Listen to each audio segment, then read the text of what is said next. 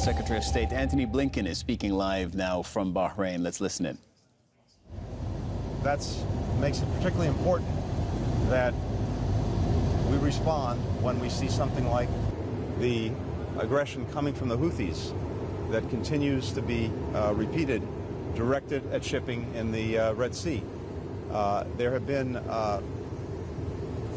hundreds of attacks now since November on shipping in the Red Sea, affecting more than 40 countries, tied to ships with from 40 different countries. And we had the biggest attack, UAVs, missiles, just yesterday.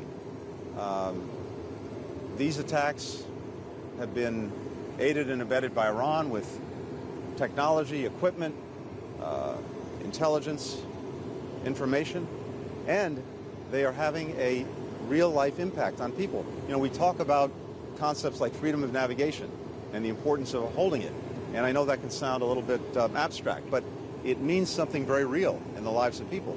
What's happened because of these Houthi attacks against commercial shipping is that thousands of ships have had to divert, take longer routes, pay more for insurance, and that gets translated into higher prices for people for everything from fuel to medicine to food. It's disrupting supply chains, and so it's having a real impact on people around the world in their daily lives. We know all about the hostages in Gaza. Well, the Houthis have taken more than 25 hostages from the ships that they've seized since this fall.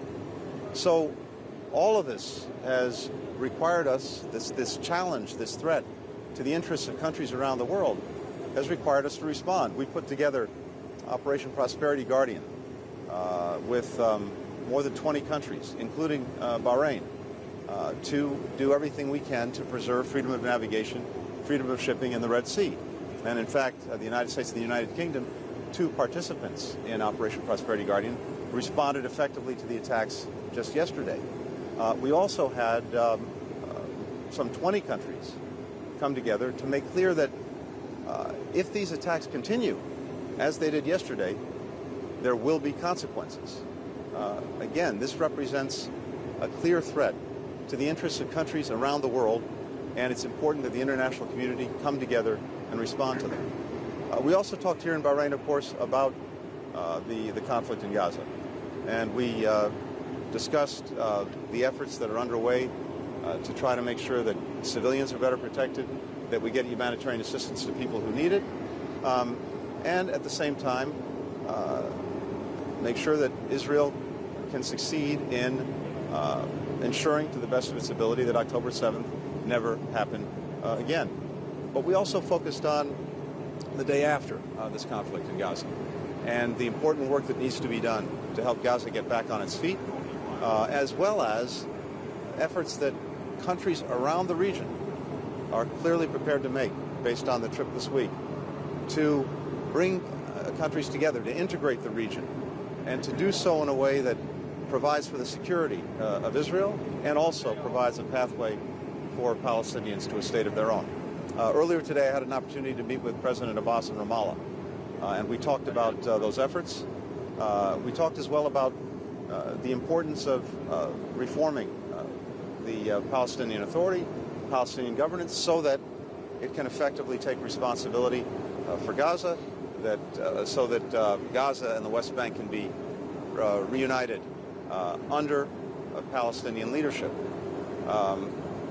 It's very clear to me from President Abbas that he's prepared to move forward and engage in all of these efforts.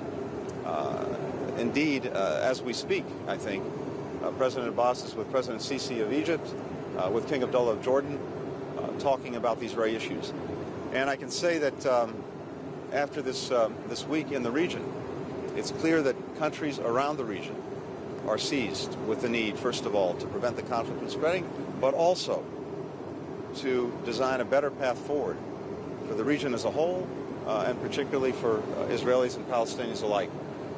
All of this work is going to continue in the days and weeks ahead. There's a real sense of urgency. I'm feeling that from countries around the region, and we, the United States, will continue to be very actively engaged in trying to move things forward. With that, happy to take some questions. Yes, Mr. Secretary. You talk about responding, you talk about consequences. Given that the Houthis have claimed credit for this attack, they said it was targeted towards an American warship.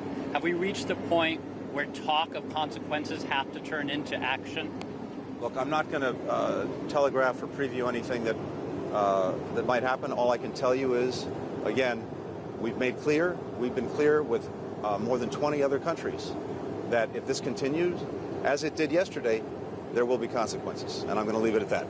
And you also talked about the Iranians being behind this, that they've been supporting the Houthis. Do the consequences extend to the Iranians as well? Again, all I can tell you is that, as we've made clear, and many other countries made clear, there'll be consequences for the Houthis' actions.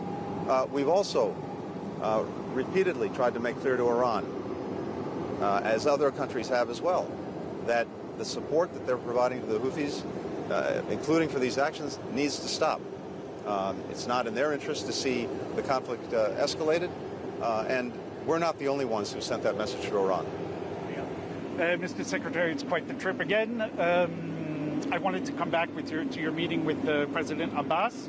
You said that he engaged himself to Palestinian reform. Did he really commit to reforming the Palestinian Authority? Could you give us some specifics on that? And more generally speaking, given you called for today tangible steps on both sides, and specifically Israel also, looking forward to the creation of a Palestinian state. Given that Israel is opposed to the very idea of a Palestinian state, how is that going to play out? So, Leon, in terms of reform the Palestinian Authority, look, I don't want to speak for President Abbas, but I think what I take away from this meeting is that he is committed to that and is very much prepared to move forward. And he's going to, I know, having conversations with other leaders in the region. And it's, I think, very important for the Palestinian people that they have governance that can be effective, that can help deliver results for them. And I believe that President Abbas is committed to doing that. When it comes to the broader path forward, as I said, even in this incredibly dark time, what's so powerful in all our conversations throughout this trip is that countries do see a way forward through greater integration that actually provides real security for Israel and guarantees for that security and a pathway to a Palestinian state. Now, to get there, leaders have to make hard decisions, hard choices. We can't do that for them.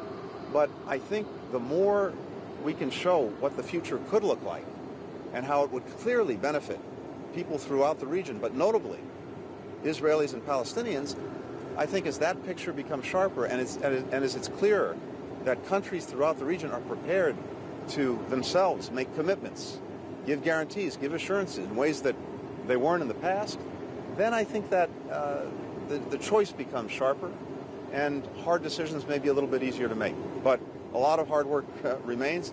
No one believes any of this will be easy, and no one believes any of this can happen overnight. But there is a clear and better vision for what the future can bring. There are countries that are committed to try to help deliver it. The United States is one of them. Thank you. All right, guys, clear back.